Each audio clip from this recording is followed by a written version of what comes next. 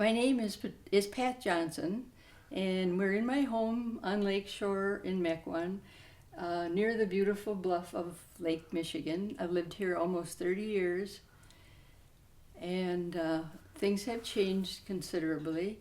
My name is Vance Strother. We're down at the bottom of our bluff, or as far down as you can go at this point. We moved in to this house in January of 2013. The big change came in this last summer of 2014. Rapidly, the beach just totally disappeared, and then the toe of the bluffs started to erode.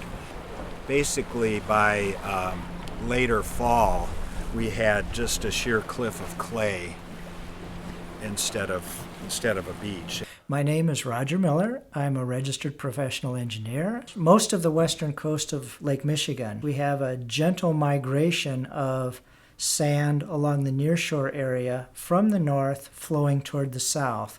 And that's in a rather narrow band, or I call it conveyor belt. Concordia chose to protect and reduce toe erosion of their bluff by building a very large-scale revetment that not only was a half a mile in length, but it projected 80 feet out into the water of the lake. In 2005, late in the fall, they began the project.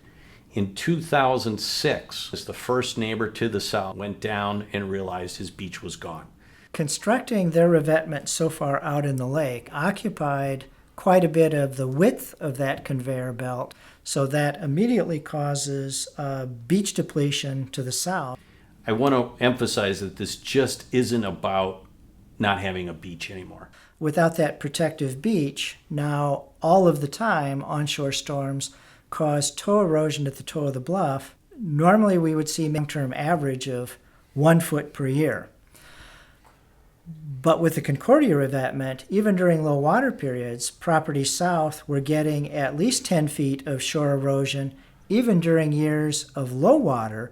I filed a suit and represented two of the property owners that were immediately to the south of Concordia.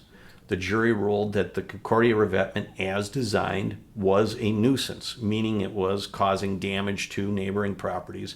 And the jury also ruled unanimously again that it was causing substantial harm to neighboring properties. We've already seen it in 8 years be affected for a full half mile. It's progressing at about 600 feet per year, and that velocity has not slowed down, nor has the effect diminished as we go farther south. But I mean, I really feel that I find it very distressing that as a Christian institution, they're not reaching out, and they're not concerned about anybody but themselves.